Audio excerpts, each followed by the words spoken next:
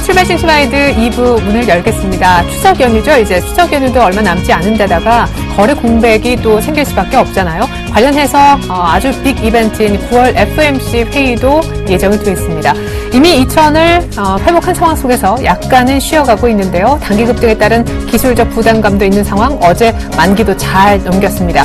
쉬어가는 것은 뭐 자연스러운 조정이라고는 하는데 이런 분위기는 간밤부터 포착이 됐었고요. 가장 긍정적으로 볼 수 있는 부분은 아마도 동시만기 이후에도 변함없는 외국인의 매수 스탠스가 아닐까 생각이 됩니다. 오늘까지 현물을 16거래일 연속 사자라고 외치고 있는데 향후의 전략이 더 문제겠죠. 여기에서 비중을 줄이고 갈지 아니면 오히려 조정 시에 경기 민감주를 살지 또 아니면 코스닥에 이제 관심을 가질지요. 저희가 2부를 통해서 준비한 소식 먼저 보여드릴게요.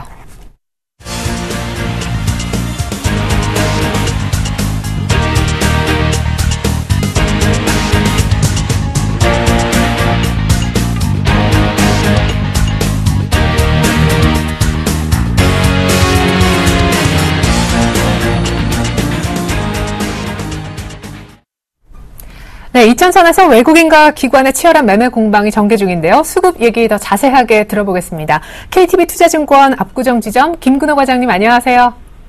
네, 안녕하십니까. 네, 전일 동시만기를 맞아서 기관의 손실폭이 상당히 컸다는 소식이 들려오고 있는데 어쨌거나 오늘도 기관은 일단 매도이고요. 외국인은 동시만기 이후에도 변심을 하지 않는 것이 특징인 것 같은데 분석 부탁드려요. 네, 일단 외국인 수급 같은 경우에는 현물과 선물에서 모두 좀 매수 기조를 보여주고 있습니다. 정거래일은 좀 코스닥을 매도하는 모습이었는데 오늘은 그래도 좀 코스닥까지 좀 매수해주는 모습을 좀 보여주고 있는데요.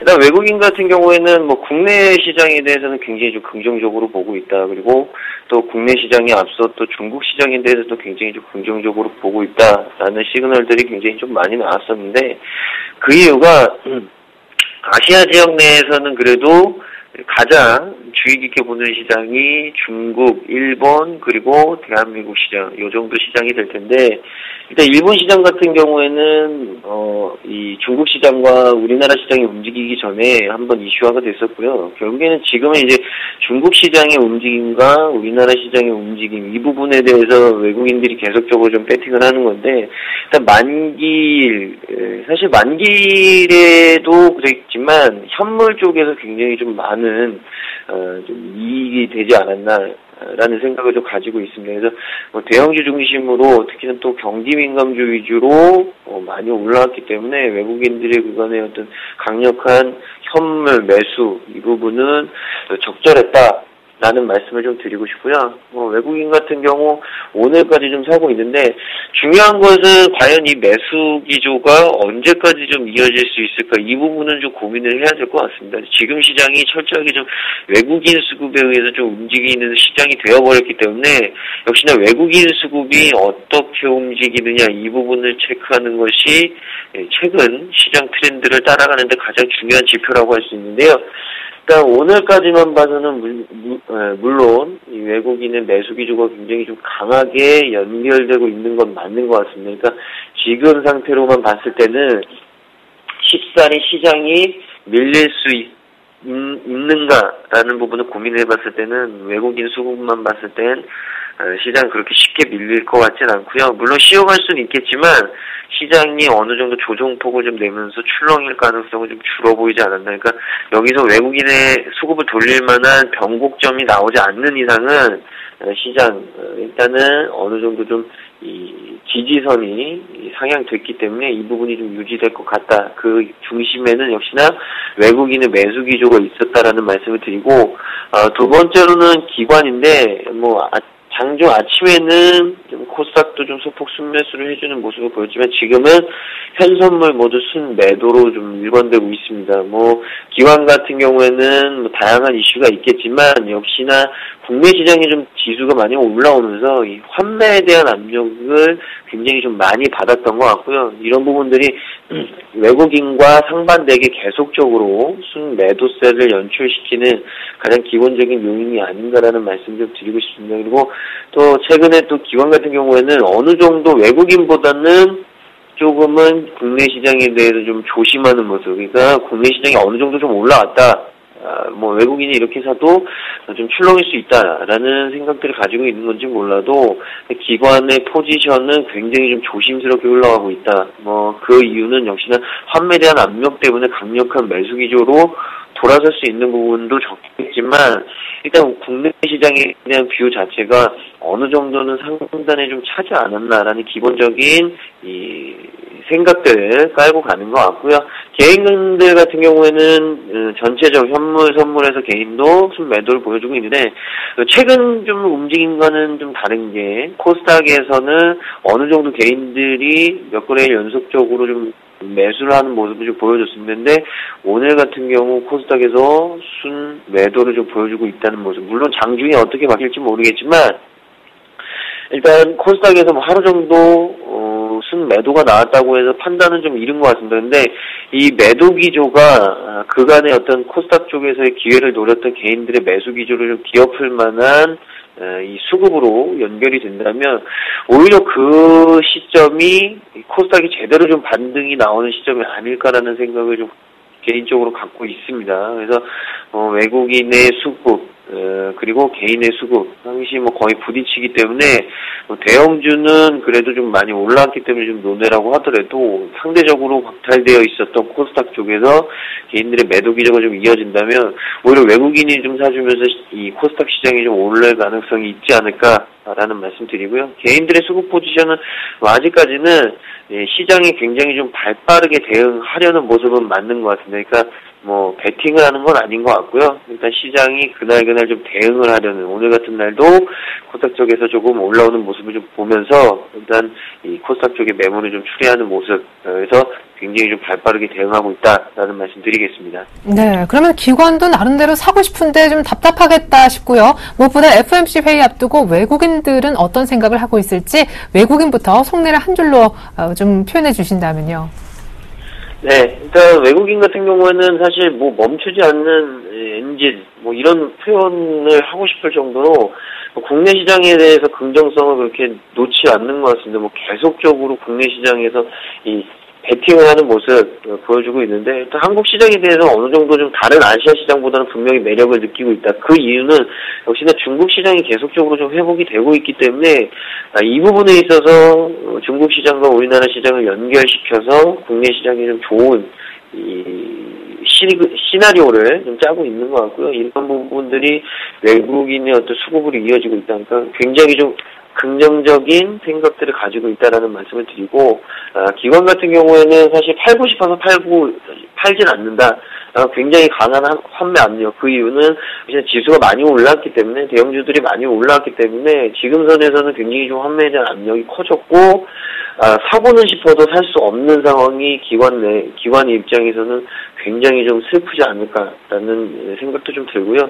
개인 같은 경우에는 사실 대형주 쪽에서 너무 많이 오른 건 아니냐라는 심리는 가지고 있는 것 같습니다. 그러니까 지금 수준의 지수에 대해서는 어느 정도는 한 템포 좀 쉬어갈 수는 있어. 그렇기 때문에 좀 조심은 좀 해보자. 뭐 지수라는 게 끝도 없이 가진 않겠지 이런 생각들을 분명히 가지고 있는 것 같습니다. 그래서 최근에 이 개인들이 이 대형주 쪽에서 매물을 쏟아냈던 이유 이런 부분들을 생각해봤을 때는 지금 전체적인 코스피 기준으로 해서 전체적인 지수대를 어느 정도 상단에 좀 와 있다라는 생각들을 많이 가지고 있는 것 같다라는 말씀 드리겠습니다. 네. 그럼 거래소 기준 시장이 쉬어갈 수밖에 없다면 포트폴리오를 좀 잘 정비하는 기간이 되어야 할 것 같습니다. 어떤 분은 주도주가 경기민감 대형주로 이미 확인이 됐기 때문에 약간 이들 종목 쪽에서 조정이 나온다면 1, 2등주 위주로 앞쪽 포트폴리오를 짜야 된다라는 얘기도 하던데요. 어떻게 해야 됩니까? 예. 일단 뭐 종합적으로 한 말씀 드리면 포트폴리오에 대해서는 저 개인적으로는 좀 안 봤던 종목들을 좀 보셨으면 좋겠습니다. 이제는 물론 그게 실적도 바탕이 돼야 되고 수급도 좀 이어져야겠지만 그간 좀 보지 않으셨던 종목들을 좀 보셨으면 좋을 것 같고요. 일단 미국 증시와 국내 증시는 둘 다 어느 정도 숨고르기 할 때는 분명히 맞는 것 같습니다. 뭐 항상 주식 투자라는 것들을 해보시면 계속적으로 무제한적으로 오르는 것은 분명히 없습니다. 항상 파도가 있기 마련이고 오르는 부분이 있으면 또 내려서 쉬어가는 부분들이 있어야지 또 매수에 대한 고려들을 할 수 있기 때문에 이런 부분들, 그러니까 최근에 지수가 좀 쉬지 않고 올라왔기 때문에 이제는 좀 미국 시장도 그렇고 국내 시장도 그렇고 언제든지 좀 숨고르기 할 수 있는 시간을 주긴 줘야 된다. 근데 그 시점이 언제이냐, 그 폭이 언제이냐의 문제지 어느 정도는 좀 쉬어갈 수 있는 숨고르기를 할 수 있는 때가 좀 오지 않았나라는 생각을 좀 말씀드리고 싶고요. 역시나 이 양적 완화 축소, 미국에서 신규 실업 수당 청구 건수가 7년 5개월 만에 최저치를 기록을 했습니다. 그러니까 고용지표가 굉장히 좋아졌던 거죠. 그러니까 양적 완화 축소에서도 제가 몇 번 말씀드렸지만 가장 중요한 지표는 고용지표가 개선이 되느냐 안 되느냐, 이 부분이 가장 중요한데 일단 고용지표가 개선세가 굉장히 좀 나왔습니다. 그렇기 때문에 이 양적 완화 축소에 대한 부분은 어느 정도 시장에서는 좀 용인을 하자라는 생각들을 좀 가지고 있는 것 같습니다. 그래서 양적 완화 축소에 대해서는 시장, 양시장, 그러니까 미국 시장 글로벌 마켓도 그렇고 국내 시장도 그렇고 어느 정도는 나올 수 있다라는 부분에 조금씩 무게가 실리는 것 같고요. 이런 상태가 좀 지속이 되면 물론 충격은 다른 때보다는 좀 덜할 수 있지 않을까. 역시 학습 효과라는 부분 때문에. 그러나 양적 완화 축소가 시작이 된다면, 공표가 된다면 한 번은 분명히 좀 출렁일 수 있는 부분 염두를 해두시라는 말씀을 드리고, 제가 서두에 안 본 종목을 좀 보자, 그랬으면 좋겠다라는 말씀을 드렸는데, 이 부담스러운 대형주보다는 오히려 똘똘한 중소형주를 좀 찾아보자라는 얘기를 좀 드리고 싶습니다. 코스닥 종목들이 한 3거래일 정도 계속 매기가 좀 들어오고 있습니다. 그러니까 코스닥 쪽으로도 어느 정도는 좀 긍정성을 갖고 지켜볼 때가 되지 않았나라는 말씀을 제가 몇 번 드렸었는데, 중소형주 쪽에서 최근에 코스닥 쪽에서 대형주보다는 좀 덜 오른 종목들, 그러나 기관 같은 경우에는 분명히 자금은 집행을 해야 된다. 그러면 많이 오른 대형주를 살 것이냐, 많이 상대적으로 못 오른 수급에서 좀 소외감을 느꼈던, 실적은 좋은데 수급이 받쳐주지 않았던 코스닥 종목을 살 것이냐라는 부분을 비교해봤을 때는 물론 많은 양의 자금을 집행하기에는 분명히 규모의 차이는 있겠지만, 개인적으로는 코스닥 쪽으로 이 기관의 이 수급이 좀 단기간에는 좀 들어올 가능성이 커진 상황이 아닐까라는 말씀 좀 드리고 싶습니다. 그래서 최근에 이 많이 올라왔던 뭐 자동차 업종이나 조선 업종, 화학, 철강, 그리고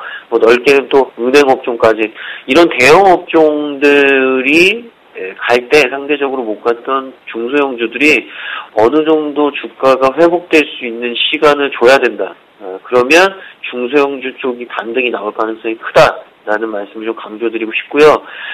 그러면 중소형주 쪽에서는 어떤 업종을 봐야 되느냐, 뭐 중소형주 좋다는데 뭘 봐야 되느냐, 저는 개인적으로 가장 낙폭이 컸던 바이오 업종, 그러니까 뭐 의료 헬스케어 장비 업종도 들어가 있을 거고요. 이 원초적인 바이오 업종, 그러니까 뭐 제대열이라든지 여러 가지 바이오 업종, 그리고 또 제약 업종, 이런 업종들, 그간 낙폭이 컸던 광의의 바이오 업종이 이제는 코스닥이 회복될 때는 가장 먼저 좀 치고 올라올 가능성이 커지지 않았나라는 말씀 드리고, 오늘까지 해서 한 이틀 정도 움직임이 좀 좋은 게임 업종과 뭐 또 한 가지 추가를 드리면 뭐 화장품 업종, 요 정도. 그러니까 이 바이오 업종과 게임 업종 거기다 플러스 중국 소비와 관련된 업종, 요 정도를 분명히 중소형주 쪽에서는 봐야 된다. 이제는 볼 때가 됐다라는 말씀 드리겠습니다. 네, 무엇보다 부담스러운 대형주보다는 똘똘한 중소형주를 매매할 때가 됐다라시면서 바이오, 게임, 그리고 광의의 중국 소비주까지 얘기를 해주셨네요. 저도 빨리 좀 코스닥에 올라와서 개인 투자자들이 정말 진정 체감적으로 시장 2000 시대를 누렸으면 합니다. KTB 투자증권 김근호 과장님의 투자 전략 감사합니다. 주말 잘 보내세요.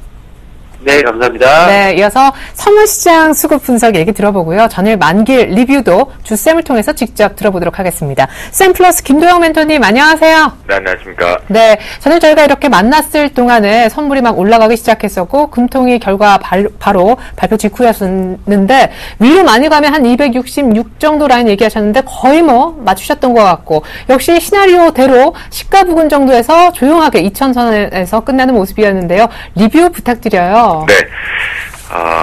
어제 이제 쌍코피가 좀 터진 것 같습니다. 시장에서. 그 말씀 좀 드리면, 기관이 이제 플레이를 시작을 했는데요.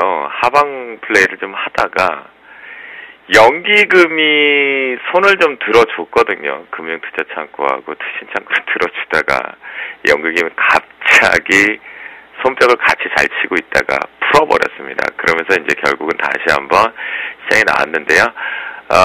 말씀을 좀 드리겠지만 사실 결제 지수는 261.45라고 제가 샘플러스 칼럼 쪽에서 노출이 좀 이미 됐었고요. 그리고 나서 이제 생방송에서는 좀 자중을 하고 있는 상점이었는데요. 어제 종가가 이제 264점 거의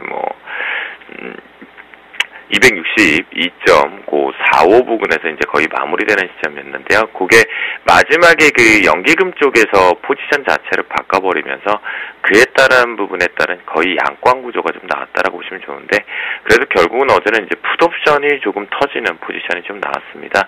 이제 저희 같은 경우는 이제 최대 맥시멈 10배 정도 수익을 좀 내고 마무리를 좀 지었는데요.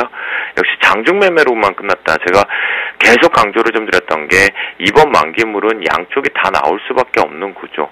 그러니까 콜옵션도 터지고 풋옵션도 터지는 패턴이 나온다라고 말씀 좀 드렸었는데요.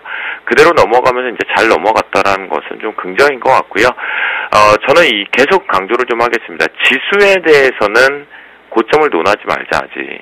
고점의 시그널은 나오지 않았다라고 좀 말씀을 좀 드리겠고요. 하지만 지수에 대해서 고점을 논하지 말자라고 분명하게 강조해서 말씀을 좀 드리겠지만요. 제가 지수가 조심해야 될 상황이 오게 되면은 따로 언급을 좀 드릴 준비를 하고 있습니다. 그래서 그것만 좀 지금 좀 판단을 해주시면 좋겠다라고 말씀을 좀 드리겠고요. 현재 지수에 대해서는 고점을 논하지 말지만 지수 관련주 쪽에는 여전히 저는 계속해서 매도 관점으로 좀 잡고 있다라고 말씀드리겠습니다. 트로이카 종목군도 맞아 포함돼서 있다라고 말씀 좀 드리겠는데요. 금일장 같은 경우는요, 잘 넘어간 외국인들의 위너 그리고 또다시 개인 투자자들의 일부 위너들이 상당히 크게 나왔습니다. 정말 오래간만에 개인 투자자들이 강한 수익 정도를 가져왔다는 게 저는 너무나 좀 흐뭇하게 보낼 수 있는 하루가 아니었나라는 생각이 들고요. 저는 그 개인 투자자는 좀 바르게 시장의 고점을 논할 수 없다라는 것이 이제 막판부에 전환이 되면서 만기 결제 지수를 이용한 숏, 그러니까 풋옵션에 대한 매매 전략을 피면서 좀 어제 저희도 좀 강하게 좀 웃을 수 있었던 하루였던 것 같습니다. 자, 금일장 같은 경우는요, 전체적으로 좀 말씀을 좀 드리면요, 수급적인 측면에서 보시면 시장이 되게 빠르게 개인들, 저는 이 개인들이 개인 같지 않다는 생각이 듭니다. 정확하게 시장의 이론을 해석하고 있는 개인들의 주체로 좀 보고 있기 때문에 그렇게 말씀을 좀 과감하게 드리는데요. 그 얘기는 무슨 얘기냐면 롤오버가 진행이 되었고 베이시스가 지금 2.7대입니다. 결국 이 얘기인즉슨 정상 치러라면 조금은 눌려가는 포지션이 맞습니다. 하지만 개인들 포지션이 출발과 함께 매도 포지션이 상당히 강화되었고 외국인들의 포지션 자체적으로는 이것을 받아주는 매체, 그다음에 기관계 쪽에서도 매도 압박 부분했지만 메이저인 외국인계 기관계는 관망세에 한산하게 출발되어 있다라고 보시는 것이 가장 좋겠고요. 개인들의 포지션에 의해서 일단은 지수가 이렇게 강하게 좀 올라갔었다라는 특징만 하나 있을 뿐 일단은 찌글찌글 마무리되는 패턴이 오늘 나올 것으로 보입니다. 자, 지금 여기서 또 이 얘기 나가거든요. 고점을 논하지 말자. 이번에 좀 쉽지 않은 장세의 만기들을 좀 보냈죠, 서로 간에. 그 부분 속에서 사람들이 이제 오늘 또 그 얘기를 할 겁니다. 뭐 눌린 매수만 보자라는 얘기 많이 나올 것 같은데요. 송구스럽지만 말씀을 드리겠습니다. 오늘 시장은 쉬어가야 되는 것이 정상이다라고 말씀을 좀 드리겠고요. 그렇기 때문에 여전히 프로그램 쪽의 영향력으로 좀 움직이고는 있지만 프로그램 쪽에서는 베이시스에 의해서 어쩔 수 없이 차익과 비차익 모두 다 바스켓으로 매수가 들어오는 것이 맞겠고요. 이 부분을 놓고 본다면 프로그램 매수 우위가 지속이 되면서 영향력은 좀 약화되고 있다라고 말씀드리겠습니다. 앞에서 말씀드린 바와 같이 금일장 이제 대응 전략적으로 말씀드리면 쉬는 것도 전략이다라는 템포를 좀 드리는데요. 그 이유는 바로 저 개인들의 창구가 상당히 공격적으로 매도가 붙어서 그렇다라고 말씀 좀 드리겠고요. 큰 그림상으로 놓고 보면 저라면 현명한 투자자라면 주센과 함께 하신다라면 매도 잡고 고점 매도만 보고 오늘 짧게 단타로 매매 한 땀 한 땀 어느 정도의 수익 구조 10만원 이상 이런 것들을 잡아가면서 대응하겠다라고 말씀드리는데요. 결론적으로는 오늘 매도가 우위다라고 말씀드리겠고요. 그리고 외국인들 포지션을 좀 따라가자라고 말씀을 좀 드렸는데 이 외국인들의 포지션이라는 것은 지금 보이는 매수 포지션을 말씀드리는 게 아닙니다. 전체적으로 이제 황금 라인에서 잡아드릴 건 같은데요. 현재 수급적인 측면에서는 일단은 관망세를 가지고 시장 자체가 위쪽으로 따라붙게끔 유발시키는 행위가 지금 만들어지고 있기 때문에요. 무조건 고점 매도 때리자라고 말씀드립니다. 자, 중요한 시간대 이제 주셈의 선물항이 좀 연결이 되다 보니까 조금씩 요즘은 이 메이저들도 시간차를 좀 빠르게 진행을 하고 있는 것 같은데요. 어제도 정확하게 10분에 이제 플레이 나오는 것처럼 여러분들께서 요 시간대도 잘 파악하셔야 됩니다. 보통 평균적으로 시작하는 드라이브 거는 시간대가 늘 있기 마련이거든요. 그건 때때마다 바뀝니다. 사람의 마음이 변하는 것처럼 심리가 변하는 것처럼 그 시간대가 늘 때때마다 바뀌거든요. 그런 관점으로 놓고 보면 최근에는 드라이브 거는 시간들이 정확하게 지금 들어와 있는 시점이니까요. 아마 명절 지나고 한번 바뀌지 않을까 싶습니다. 그래서 그때 되면 다시 살짝 노출을 시켜드리고요. 마지막 금일의 황금 라인은요. 264.30입니다. 이 자리 이탈에서 이제 깨서 요번 파동에서 음봉 쪽으로 들어오서 저항대 걸리면 자신있게 매도 때리시면 되고요. 지금 여러분들이 보셔야 되는 것은 여기서 정확하게 출발과 함께 이쁜 뚱띵이, 양봉 뚱띵이, 양뚱이 나오고 나서 지지력 계속 나오고 있습니다. 황금 라인에서. 그렇기 때문에 저희는 매도를 보고 있기 때문에 여기는 지금 버리고 있습니다. 별로 없고요. 저희가 더 자신 있게 때리려고 하는 자리는 여기 어디 하나 있습니다. 그러니까 여기 어디 좀 뭐 하나 있는데요. 거기는 말씀을 좀 드리는데요. 여러분들께서는 이 황금 라인을 이탈해서 저항 걸릴 때 매도만 잡으셔도 오늘 한 땀 한 땀 수익은 충분히 챙기실 수 있다라고 말씀드리도록 하겠습니다. 네, 오늘 시가 부근에서 양봉등 그 윗라인 잘 잡아주셨는데요. 자, 이번 만기는 별로 재미를 못 봤다 하시는 분들, 추석 이후에 선물 쪽에서 드라이브 거는 시간도 궁금하다 하시는 분들은요, 이제 검색 엔진에 샘플러스 검색하시면 우리 샘플러스 김도영 멘토님, 주쌤과 함께 실전에서 똑같은 타이밍에 매매하실 수가 있습니다. 지금까지 샘플러스 김도영 멘토님과 함께 해봤습니다. 무엇보다 전일 동시만기 리뷰 잘 들었습니다. 네, 감사합니다.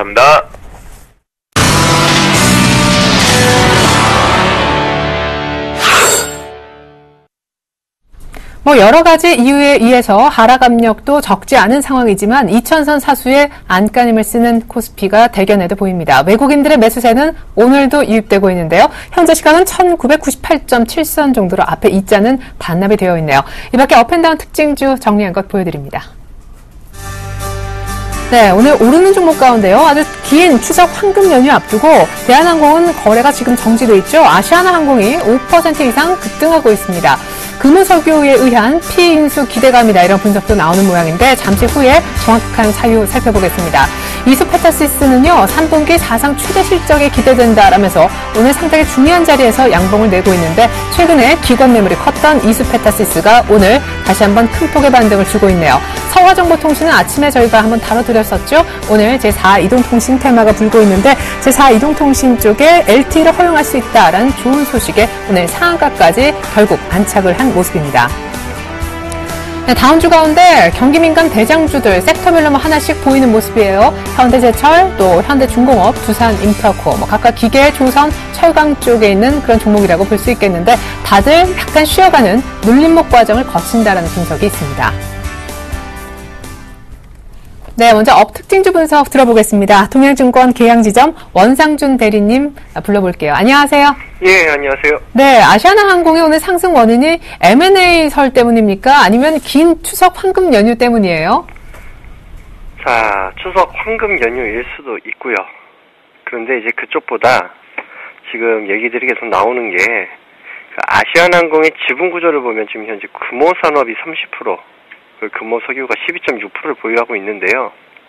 지금 금호산업이 구조조정 중인 것은 다들 아실 것입니다. 최근 금호산업의 구조조정 안에 대해 출자 전환 관련해서 공정위가 법 위반 검토에 착수를 하면서 채권단들 입김이 크게 작용하는 게 아닌가 하는 소문이 나오고 있고, 그리고 이 채권단은 금호 아시아나 그룹의 계열사 매각을 통해서 구조조정을 진행하고자 하는 게 아닌가 하는 관측이 나오고 있어요.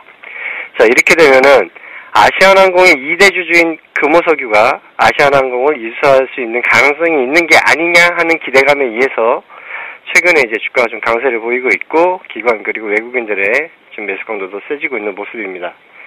추석 연휴 납두고 나가시는 분들도 많고 해서 그런 거에 대한 이제 수요, 뭐 실적 기대감이 있는 거 아니냐라고 할 수 있지만 그런 것보다는 일단은 M&A 이슈가 아닐까라는 생각이 들고요. 자, 매수가는 지금 현재 5,050원입니다. 한 5% 정도 올랐는데 한 5,000원 언더에서 한 4,900원 초반이면 좋겠지만 5,000원 언더에서 이제 분할 매수 좀 들어가 보시고, 그리고 목표가는 5,500원, 손절가는 4,820원 잡고 대응하시면 될 것 같습니다. 두 번째 종목 이수 페타시스입니다. 주력 제품이 다층 회로 기판이라는 게 있습니다. 이 다층 회로 기판 매출이 전분기 대비 37.1% 증가하고 있고, 이 다층 회로 기판은 삼성전자, LG전자의 동시 납품이 진행이 되면서 현재 사상 최대 실적을 기록할 것이라는 기대감의 상승세를 보이고 있는데요. 지금 현재 동사의 공장 가동률은 사상 최대 수준이라고 합니다. 이러한 기대감에 의해서 올해 3월부터 꾸준한 상승세를 유지를 하고 있고요. 오늘 그 추세 하단에서 의미 있는 전망이 나오면서 반등을 보이고 있습니다. 자, 이수 페타시스 같은 경우에는 매수가 7,700원 이하 현 가격대에서 분할매수 들어가시면 되고요. 목표가는 8,500원, 손절가는 7,500원 잡고 매매하시면 될 것 같습니다. 예, 마지막으로 서화정보통신입니다. 자, 어제 미래창조과학부는 새로운 이동통신 사업자의 LTE 서비스 진입 허용을 검토 중이라는 뉴스가 나오면서 관련주들이 강세를 보이고 있는데요.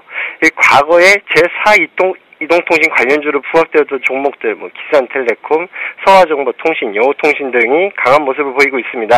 자, 근데 이 제4 이동통신 사업자 테마는 좀 잊을만 하면 나오고 또 잊을만 하면 나오고 하는 테마인데요. 테마주에 대한 매매는 늘 조심을 하셔야 됩니다. 지금 서화정보통신 같은 경우에 이제 상한가가 약간 풀려있고 한 상황이죠. 이 종목 상한가 풀릴 때마다 매매 자신 있는 분들만 손절 짧게 잡고 매매 임하시길 부탁드립니다. 네. 추경 매수는 정말 곤란하겠네요. 앞서 무엇보다 아시아나항공의 오늘 재료가 숨은 M&A일 가능성을 크게 부각시켜 주시면서 목표가 잡아주셨고요. 이수 페타시스 역시 아주 타이트한 손절가 잡아주시고 매매하라는 얘기 감사히 들었습니다. 원상준 대리님, 오늘 말씀 잘 들었습니다. 네, 감사합니다. 네, 이어서 다음 주 분석 들어보겠습니다. HMC 투자증권 사당 지점에 계시는 최승 차장님과 얘기 나눌게요. 안녕하세요. 네, 안녕하십니까. 네, 오늘 경기민감 섹터의 대형주들이 약간 조정을 보이고 있는데 다 양호한 조정이라고 보시는 것 같습니다. 한 종목 한 종목 설명 좀 부탁드립니다. 네, 오늘은 어떤 개별 종목들이 어떤 조정을 받는 그런 흐름보다는 시장이 전반적으로 좀 이제 쉬어가는 그런 흐름이고요. 어제 만기가 상당히 좀 무난했고, 사실 정말 그렇게 무난한 만기가 있었나 싶을 정도로 무난했습니다. 동시효과 때 장난치는 것도 없었고요.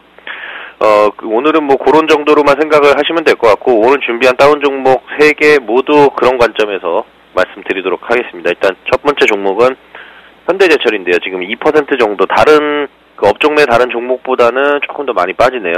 현대제철하고 현대하이스코 이런 종목들이. 보면은 오늘 특별하게 어떤 기사가 나오거나 그런 부분은 없고요. 지금 당진제철소 3고로 공장 화입식 한다는 얘기 있고, 예, 보통 지금 1고로 하나에 한 400만 정도 되니까 한 1200만 톤 정도가 이제 생산이 가능하고, 캐파가 50%가 증가를 하는 거기 때문에 상당히 큰 부분입니다. 그래서 일단 오늘 조정 혹은 하루 이틀 더 조정이 나온다 그러면 매수 관점으로 좀 보는 게 좋겠다라고 좀 말씀드리겠고요. 예, 수급은 당연히 체크를 하셔야 되고요. 두 번째 종목은 현대중공업입니다. 현대중공업 1.6% 빠지는데 마찬가지로 오늘 눌림목 조정 좀 쉬어가는 타이밍인 것 같고요. 현대중공업 같은 경우에는 지금 조선 업종이라고만은 또 볼 수 없고, 이제 해양 플랜트라던가 여러 다른 비즈니스 쪽으로 이제 사업 영역을 확장을 하면서, 최근에 올라온 거는 이제 조선 업종의 회복 때문에 이제 올라왔는데, 이런 부분들은, 당분간은 좀 이어질 수 있다. 예, 사실 한 달 정도 올랐나요? 한 달도 못 올랐습니다. 정말 이게 대세 상승으로 갈 수 있는 또 분위기가 또 만들어질 수 있는 만큼 수급 체크만 좀 잘 하시면서 보시면 될 것 같고요. 오늘 외국계 창구에서 좀 매수가 들어오니까, 저는 조금 더 싸게 샀으면 좋겠습니다. 지금 가격이 24만 6천 원인데, 대략 한 23만 원대 초반 정도까지 왔으면 참 좋겠다라는 개인적인 생각을 해보고요. 마지막 종목은 이제 두산인프라코어입니다. 두산인프라코어는 지금 상승 추세를 계속해서 지금 이어가고 있는데 2.2% 오늘 빠지고 있고요. 중국 경기 회복에 대한 기대감, 그리고 시장 점유율은 다소 조금 이제 판매 대수는 늘었지만은 전반적인 MS는 좀 떨어진 모습인데, 그래도 최근에 수급 보면은 한 방에 꺾여가지고 이제 이탈하거나 그런 흐름으로 갈 것 같지는 않습니다. 일단은 가장 중요한 거는 두산인프라코어 최근에 그 단기적인 상승은 외국인 기관 동반 매수에 힘입었다는 점. 그래서 지금 이런 부분들 수급이 꺾이기 전까지는 뭐 계속해서 상승 추세는 좀 이어진다. 아직까지 뭐 고개를 떨군 것은 아니다. 잠깐 쉬고 있는 그런 흐름이다. 이렇게 좀 말씀을 드리겠고요.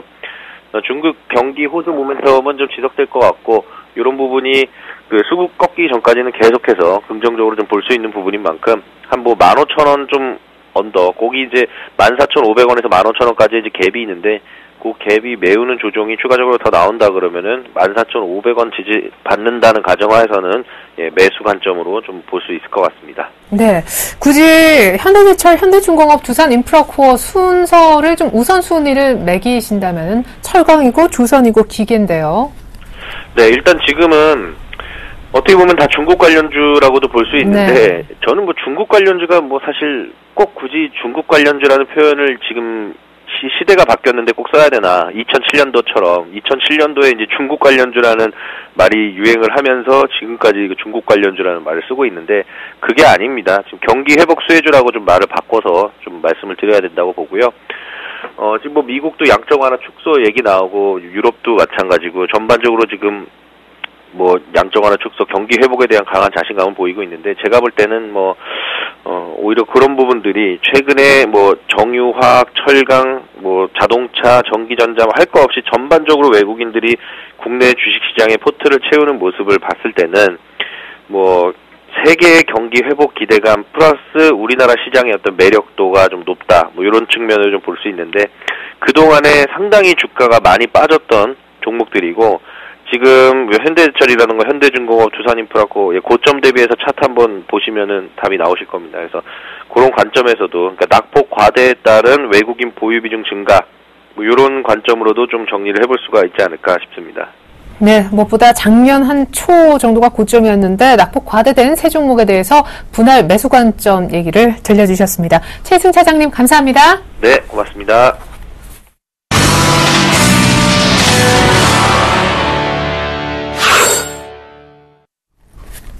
네, 코스닥의 기관 매수가 순매수 이렇게 떴습니다. 자, 이번에는요, 코스닥의 수급이 얼마나 개선될지 지켜보면서 앞서 전문가들이 오늘장 조언 주신 것 종합해서 보여드립니다.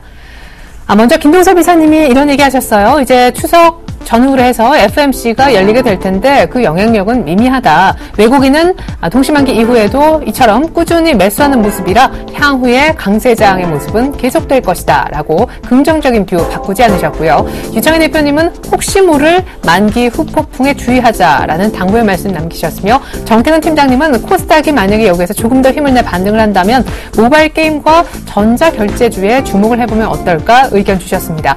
김근호 과장님은 새로운 시각이에요. 이제 대형주는 부담스럽다. 지수도 올 만큼 왔으니 똘똘한 중소형주를 보자 라시면서 중소형, 낙폭과대 바이오주, 그리고 역시 정태근 팀장님과 겹치는 부분인데 게임주, 이게 화면에는 없지만 넓은 의미의 중국의 광의 소비주까지도 관심권에 두자는 그런 조언을 주신 바 있습니다.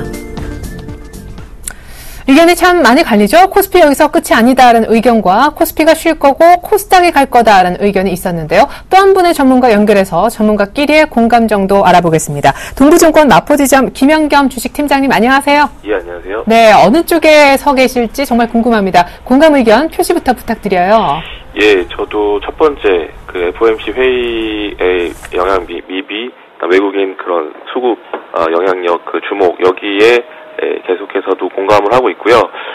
일단 시장은 지금 허드워프 리칭데이 다음 날이 지나서 오늘 이제 굉장히 그 수급적으로 어떻게 지금 움직일까 굉장히 궁금했는데요. 지금 제가 봤을 때는 아직까지는 기존에 최근 이제 15거래일 연속 순매수 하던 기조가 계속해서 이어지고 있는 상황. 아직 이제 오늘 장 끝난 것이 아니지만 오늘 역시 이런 기조가 계속해서 이어진다는 그런 점을 일단 주목을 해야 될 것 같고요. 하지만 다음 주 추석이 있기 때문에 아무래도 최근에 또 단기적으로 좀 굉장히 많이 올랐던 그런 경기 관련 민감주들 조금 조정을 받는 그 상황에서 틈새적으로 최근 원화 강세와 그다음 추석이 있는 것과 맞물려서 원화 강세 내수 관련 주식들이 상대적으로 조금 더 반등이 이어지지 않을까 이렇게 판단. 판단을 하고 있는데요. 이럴 때가 오히려 이제 경기 관련 민감주들 조정받을 때가 최근에 이제 현금 비중을 늘렸던 분들에게는 기회가 될 것으로 판단이 됐는데, 중요한 점은 3분기 실적이 동반되는, 좀 실적이 개선되는 그런 종목 쪽으로 앞으로 조정받을 때는 조금 압축적으로 대응하셔야 되지 않나. 일단 1차적으로는 경기 회복 기대감으로 전체적인 관련 주식들이 상승을 했지만, 중요한 점은 이제 추석이 지나면 이제 3분기 실적 발표일이 다가오기 때문에 지금부터는 조금 종목을 선별하는 그런 차분하게 종목을 선별한 다음에 좀 매수를 해야 되지 않나 판단하고 있습니다. 그러면 코스피는 어디까지 더 갈 거라고 보세요? 2050에서 걸릴까요? 일단 3분기 실적 호전주 중심으로 압축 포트폴리오를 준비해야 된다라고 하셨는데. 제가 봤을 때는 지금 지수의 의미는 크게 없는 것으로 보입니다. 최근에 올라오는 외국인의 매수 수량이 그런 이제 지수나 여러 가지 그런 기술적인 분석을 뛰어넘어서 굉장히 강한 수급이 이루어지고 있기 때문에 수급을 일단 더 중시해서 보시고요. 지수보다는 지금 현재 주도 업종인 IT와 자동차, 그 다음에 그 이외의 나머지 그런 경기 관련 민감주들에 대한 그런 선별적인 대응, 이런 그런 방법이 좀 더 맞지. 지금 지수가 여기까지 왔으니까 부담스럽다, 이런 상황은 좀 아닌 것 같고요. 또 최근에 기관들은 이제 그 펀드들의 최근에 이제 고객들이 제일 많이 가입했던 펀드가 이제 롱숏 관련 이제 펀드인데, 다들 이제 은행 금리 플러스 알파를 이제 추구하는 그런 롱숏 관련 펀드들에 대한 자금이 최근에 굉장히 많이 들어왔는데요. 이런 펀드들의 그 투자 전략이 아무래도 싸지면서 하고 조금 올라가면 이제 매도를 하는 이런 전략이기 때문에 최근에 이런 전략으로 임했던 기관들이 굉장히 지금 당황하고 있을 것으로 판단이 됩니다. 여기서 만약에 외국인들이 좀 더 만약에 수급적으로 계속해서 이런 기조가 좀 더 이어진다면 기관들이 이제 그런 투자 전략이 바뀌면 오히려 저는 지수가 더 강하게 올라갈 수도 있지 않을까, 개인적으로 그렇게 생각하고 있습니다. 네, 그래요. 지수보다 더 중요한 종목 한 종목만 공개해 주신다면요. 예, 저는 이제 아직까지 일단 오늘 금요일이고 아직까지 추석 전까지 좀 시간이 남아있기 때문에 일단 틈새 관련 실적 관련 우량주로 이제 노루페인트라는 종목을 말씀을 드리고 싶은데요. 최근에 이제 대형주에서는 LG 하우시스, 그 다음에 KCC 등 그런 건축 관련 내장재들이 최근에 실적이 개선되면서 굉장히 강한 그런 주가 흐름이 이어지고 있는데, 여기에서 중소형주 중에 페인트 종목도 최근에 전년 대비해서 실적이 2배 이상 증가하고 있는 그런 상황에 일단 주목하시는 게 좋을 것 같고요. 실적 대비 지금 주가는 굉장히 저평가가 되어 있고, 이런 전방 산업의 회복 시에 수혜가 가능할 것으로 보이고요. 또한 원화 강세, 이 페인트 재료들을 이제 수입하는 그런 원화 강세 때 수혜를 받을 수 있기 때문에 좀 관심을 가지시면 좋을 것 같고요. 최근에 단기 급등을 했기 때문에 따라서 이제 매수하시기보다는 받쳐놓고 매수하시는 방법이 적절할 것 같고, 매수가 제가 6,100원을 이제 잡았는데, 지금 이제 그 정도 해서 주가가 오늘 움직이고 있기 때문에 6,000원 초반에서는 충분히 분할적으로 매수하시면 좋을 것 같고요. 일단 목표가는 전고점이 있는 9,000원을 넘어서는 10,000원 정도 보고 있고, 일단 중소형주는 아직 시장이 대형주의 흐름이 있기 때문에 이것이 계속 이어진다면 중소형주가 실적이 아무리 좋더라도 수급이 따르지 않으면 또 문제가 있을 수 있기 때문에 손절 라인은 좀 짧게 대응하시는 5,950원으로 대응하시면 좋을 것 같습니다. 네, 무엇보다 전방 산업이 자동차가 잘 나가고 있으니까요. 거기에 또 도료 만드는 노루페인트 오늘 추천을 틈새 전략으로 받아봤습니다. 동부증권 마포지점 김영겸 팀장님과 함께했는데 미리 인사드릴게요. 추석 한가위 잘 보내세요. 네, 감사합니다.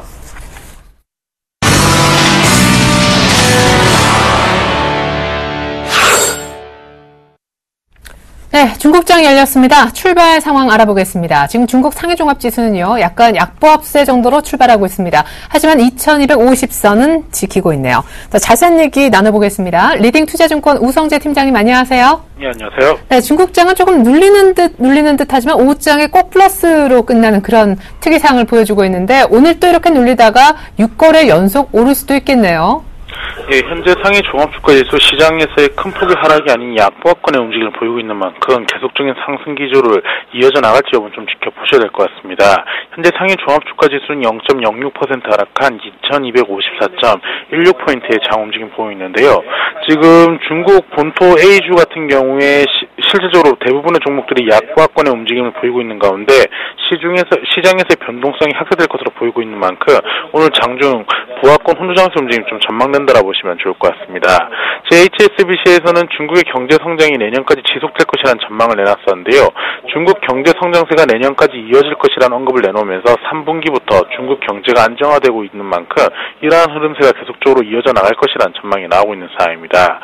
지금 8월 달에 19개 상장 증권사의 순이익은 전년 대비 130% 증가한 것으로 발표를 하면서 증권사들의 순이익들이 꾸준히 증가세를 나타내고 있는 모습을 보이고 있는 가운데 이러한 흐름세 속에서 중국 본토 주식들 또한 상승 흐름이 좀 이어져 나갈 것으로 전망이 되고 있습니다.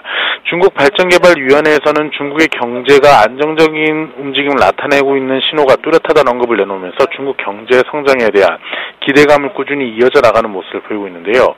지금 UBS 또한 A주 시장에 긍정적인 전망을 내놓으면서 중국 본토 주식에 대한 기대감들은 크게 확대되고 있다고 보시면 좋을 것 같습니다. 특히 지금 도시형 도시 개발에 대한 도시 개발주들에 대한 상승세가 이어져 나갈 것이라는 전망을 내놓고 있는 만큼 시장에서의 이러한 흐름세 속에서 중국 주식은 좀 상승세가 좀 더 이어져 나갈 확률이 높을 것 같은데요. 결국 상해 종합주가지수 2250선 내외에서의 혼조장세 움직임 좀 전망이 되고 있는 가운데 추석 연휴를 앞둔 시장에서의 관망심리 커질 것으로 전망이 되고 있는 만큼 2250선 내외 혼조장세 움직임 이어져 나간다라고 보시면 좋을 것 같습니다. 네, 지금까지 중국 증시 분석을 우성재 팀장님 통해서 들었습니다. 감사합니다. 네, 안녕하세요. 네, 고맙습니다.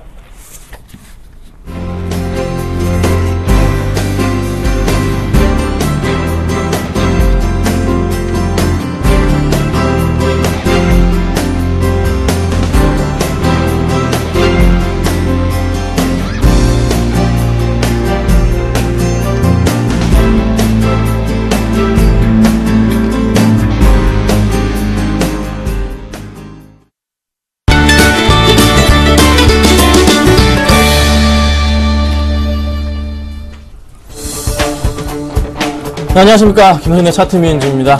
자, 오늘 시장 어떻게 보고 계신가요? 코스피가 약보합권의 모습, 코스닥이 강보합권의 모습을 좀 보여주고 있습니다.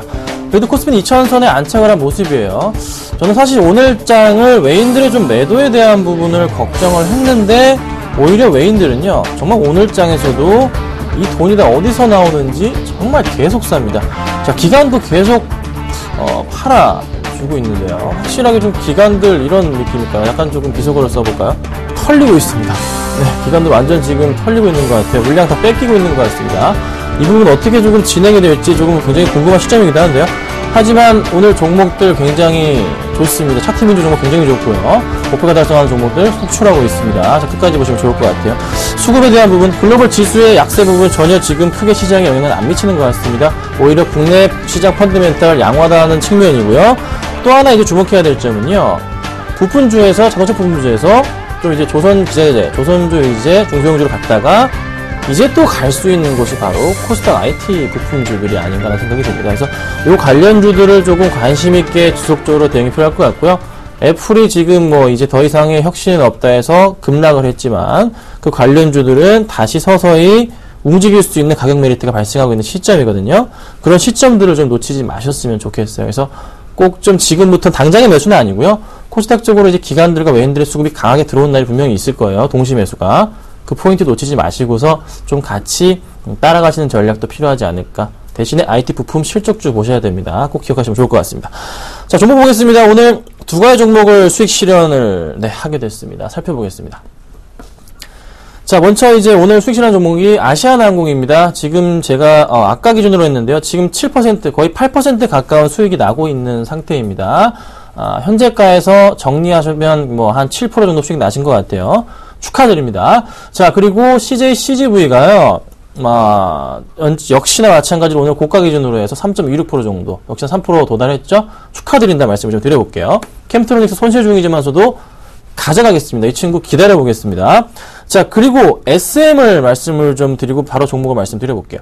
SM도 역시나 수익 중이네요. 거의 3% 가까이, 네오이즈 게임즈도 한 2% 가까이, 미디어 플렉스가 좀 빠졌는데요. SM은 지금 호가창으로 봤을 때는요, 34,650원이 목표가 도달 가격입니다. 지금 34,500원, 550원 정도 되는데, 뭐 걸어두셔도 상관없고요. 좀 아마 내일은 아니군요. 다음 주에 아마 목표가 달성하지 않을까 생각이 드네요. 어쨌든 홀딩하도록 하고요. 미디어 플렉스가 좀 밀리는데요. 매수가 대비해서 조금 많이 한 2.5% 정도 빠졌습니다. 하지만 가져가겠습니다. 지금 관상이 100만이 바로 코앞에 있어요. 70만 돌파했고요. 주말 내내 본다면요, 150에서 200만 명 사이로 관객수 예상이 되고 있기 때문에 충분하게 아마 다음 주에 한 번 더 튀어가지 않을까 하는 생각이 듭니다. 그 포인트 놓치지 마시고요. 미디어 플렉스 추가 매수 가능하다 말씀드립니다. 충분히 매수가 좋은 그런 흐름입니다. 매수하시면 좋을 것 같아요. 자, 오늘 종목 보겠습니다.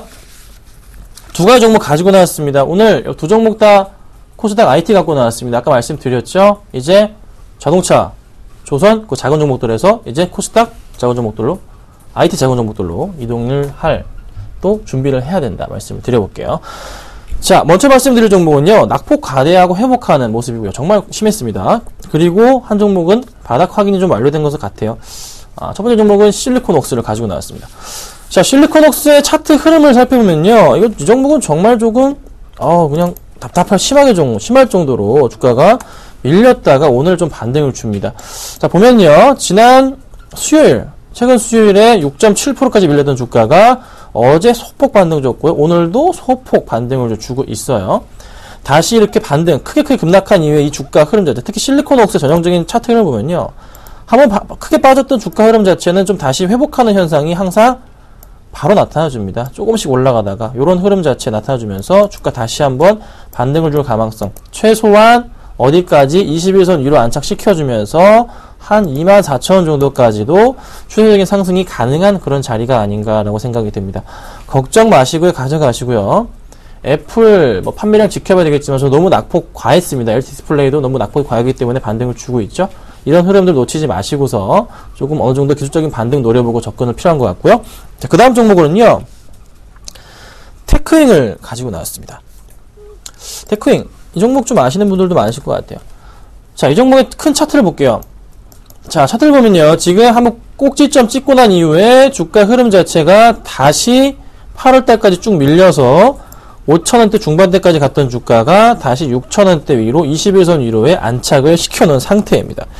자, 이 종목은요, 완벽하게 말씀드리는데요, 바닥을 확인했다고 제가 장담을 드릴 수 있는 부분, 수급창 열어볼게요. 자, 수급창 보시면요, 연기금의 매수 행보 자체, 그러니까 연기금이 굉장히 매도세가 좀 강했던 종목인데, 최근의 패턴들, 이런 강했던 매도세에서 굉장히 파란 게 많죠? 매도세에서 다시 조금씩 서서히 매수를 하고 있는 흐름. 네. 요런 흐름이 잡히고 있는 거예요. 여기 보이시죠? 다시 매수가 들어오고 있다고요. 안 팔고 매수만 하고 있어요. 안 팔고 매수만 들어옵니다. 그럼 차트상의 흐름으로 봤을 때도 더 이상 기관들의 매도세가 안 나와요. 안 나오기 때문에 큰 폭의 상승은 아니지만 서서히 다시 21선 위로 안착을 시켜놨고 6,000원의 가격 회복을 지금 보여줬단 말이에요. 그럼 이 종목은 다시 튀어오른다면은 1차적으로 갈 수 있는 구간, 61선 뚫고서 120선 뚫고 가는 이런 모양의 가능성. 그래서 충분하게 이 종목도 3% 이상의 수익 실현할 수 있지 않을까라는 생각이 듭니다. 관심 있게 보셔야 되는 종목이고요. 갑자기 급하게 오를 경우에는 기관들의 수급 쏠리는 겁니다. 그 점 놓치시면 안 됩니다. 그 시점이 지금 다가오고 있기 때문에 또 추천을 드린다는 거 참고하시면 될 것 같아요. 자, 오늘 어떤 종목 말씀을 좀 드려볼까요? 오늘은 조금 빨리 좀 말씀을 드려볼게요. 오늘은요, 네, 오늘은 저 실리콘웍스 말씀을 드리겠습니다. 자, 실리콘웍스 가격적인 모습 지금 0.8% 정도 반등을 주고 있는데요. 낙폭이 너무 심했습니다. 충분히 반등 가능하고요. 충분히 한 3% 정도 가능하다고 판단이 됩니다. 걱정 마시고 가져가시면 될 것 같고요. 추가적인 상승도 가능하지 않나. 그래서 현재가 23,050원 매수하도록 하고요. 목표가 3% 한번 지켜보도록 하겠습니다. 자, 오늘은 실리콘웍스 말씀을 드렸습니다. 김선윤의 차트 민주였습니다.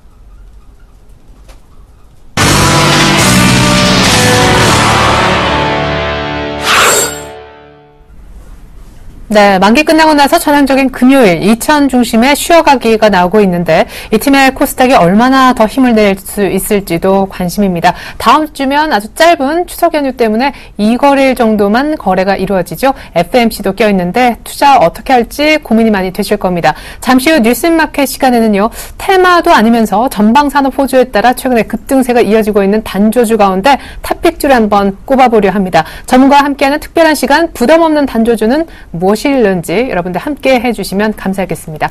이상으로 출발 증시와이드는 마칩니다. 고맙습니다.